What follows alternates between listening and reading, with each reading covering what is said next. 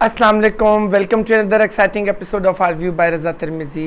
कैसे हैं आप? मई का महीना एंड हो रहा है, गर्मी अपने फुल बूम पे है और दूर दूर कोई बारिश आंधी तूफ़ान का नहीं है। लास्ट फ्राइडे बस थोड़ी सी बारिश हुई थी और वो भी बस वो दिल बहलाने के लिए अच्छी थी। अगली सुबह तो फिर हुई तत्ती गर्मी।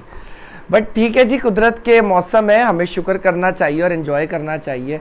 तो क्या कहते हैं, इसी के साथ ज़िंदगी चलती है। एक्सट्रीम सर्दी, एक्सट्रीम गर्मी, एक्सट्रीम बारिश, हम सारे वेदर्स आते हैं, हम लोग परेशान होते हैं, फिर हम लोग लाइक नॉर्मल हो जाते हैं, विच इज़ फाइन। लाइक मेरे ख्याल में इसमें ऐसा कोई इतना बड़ा कुम नहीं है, रॉकेट साइंस।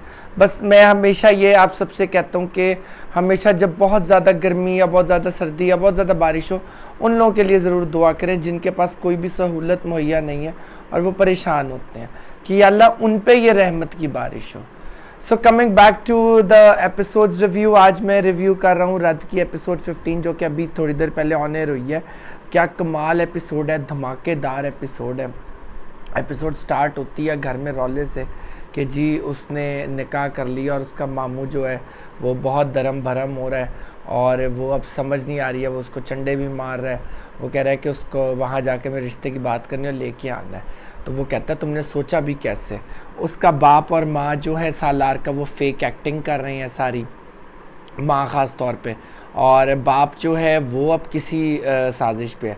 उसका मामू कहता है कि तुम्हें ज़रूरत क्या थी इसको इतने छोटे मोहल्ले में दुकान खुलवा के देने की, और तुमने जो है शादी दर कर ली है। और वो बड़ा ना वो परेशान है। वो कहता है नहीं ऐसा नहीं मामू आपने करना, और वो ये कह के उनके घर तलाक की बात करने जा ही रहा होता है।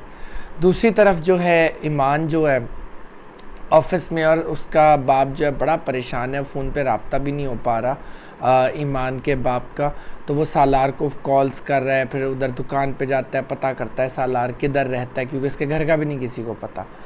ईमान मीटिंग में बहुत अपसेट है, उधर से उसके बाप की भी कॉल्स आ रही हैं। वो उधर एक अजीब सा कियोस्क मचावे ज़िंदगी में।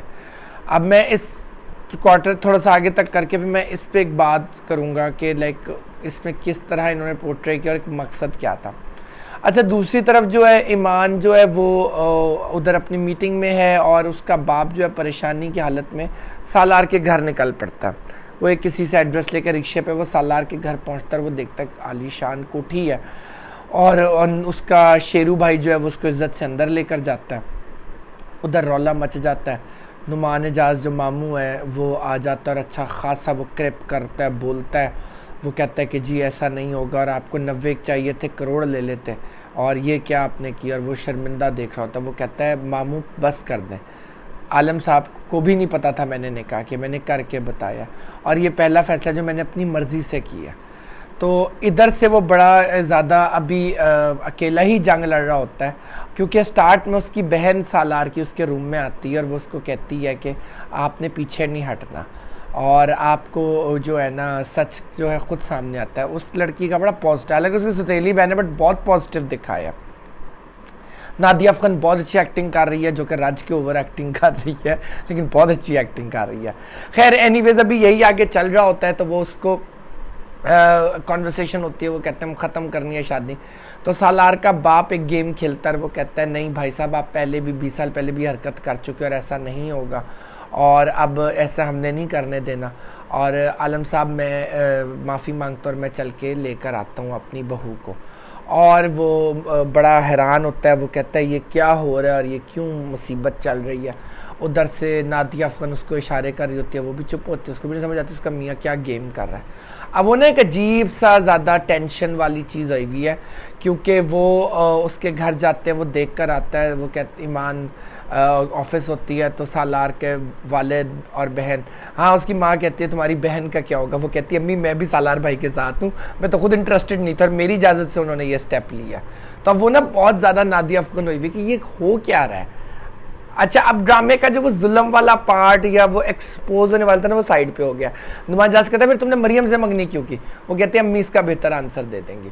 खैर ये लोग मरियम को लेने के लिए सॉरी सालार मरियम जो है क्या कहते हैं, मरियम कह रहा हूँ सॉरी, सालार उसकी बहन और उसका बाप एक्सक्यूज़ मी, वो लेने निकलते हैं अपनी बहू को। पीछे से जो है वो नुमान एजाज वकील को फ़ोन करता और बुला लेता कमरे में। अब इधर उसकी मज़ीद पड़ी हुई।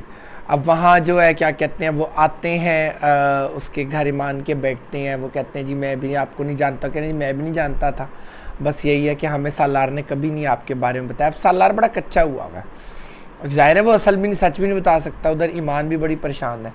खैर अल्लाह अल्लाह करके वो रुखसती होती है और वो ईमान का बाप उसको कहता है तुमने बहुत मुश्किल ज़िंदगी चुनी है।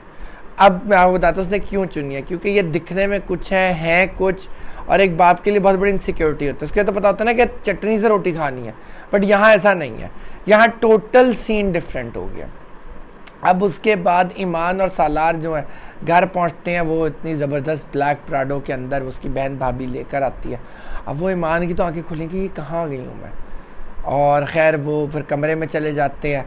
कमरे में उनके जो है क्या कहते हैं मामू पहुंच जाता है, मामू रौला पाता है तलाक के, उसको कहता है कि जितना चाहिए इसकी ज़िंदगी से निकल जाओ। वो तलाक नामा ले लेती है उससे और 2 दिन मांगती है, और कहती है 2 दिन के लिए मैं आपको मामू कह सकती हूँ, जिस पे वो बड़ा हैरान होता है, खामोशी से चल जाता है। दूसरी तरफ रूम में जो है नादिया अफ़गान और सालार का जो वालिद है, उन लोगों की चल रही है कि तुम ये क्या मुसीबत कर ले आए और ये कोई रौला ना हो जाए। तो वो कहती है कि आप तुम बेफिक्र हो, बहुत ही हल्का छोटा सा बंदा है, लोअर मिडिल क्लास, इसको 2 मिनट में डरा के भगा देंगे, ढेर हो जाएगा, यू नीड टू वरी। वो कहते हैं आई होप सो। और अब उनका बेटा कामरान नहीं, वो कहता है वो आएगा तो फिर हम उसको कैसे हैंडल करना है। अब इधर ये सब कुछ चल रहा है, और दूसरी तरफ उनका इश्क मोहब्बत वो जो है वो डेवलप हो रही है, और वो खाना खाते खाते बड़े रोमांटिक सीन्स होते हैं, हाथ पकड़ लेते हैं, टक्कर वज जाती है, which was light comedy, it was fine. उनके रूम में खाना सर्व होता है, अच्छा वो एक उन्होंने लेके चला है।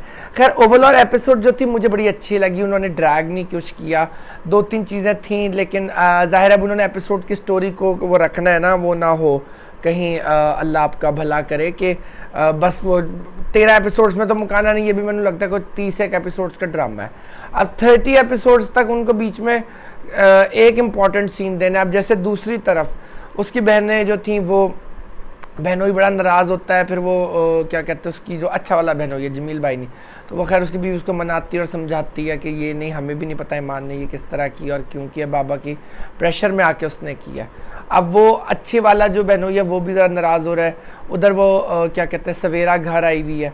अब देखें आज के एपिसोड में पता चलेगा नेक्स्ट जो कमिंग है कि उसमें ये किस तरह आगे इसको लेके चलते हैं। तो overall it was a good episode, अच्छा इसमें कंटेंट था। मैसेज में क्या कहूँगा, जाहिर है उसके एज अ मामू वो बहुत कंसर्न है, क्योंकि उसने पहले भी कहा था मुझे आज तक लगता है कि तुम्हारी माँ का कत्ल हुआ था।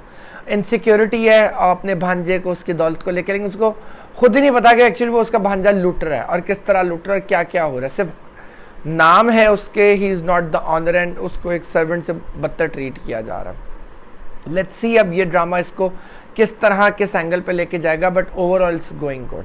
सो that's all for today. Video पसंद आए तो press the bell icon, hit subscribe, अपनी राय से ज़रूर आगाह करिएगा। Stay safe, stay healthy, lots of love, अल्लाह हाफिज़।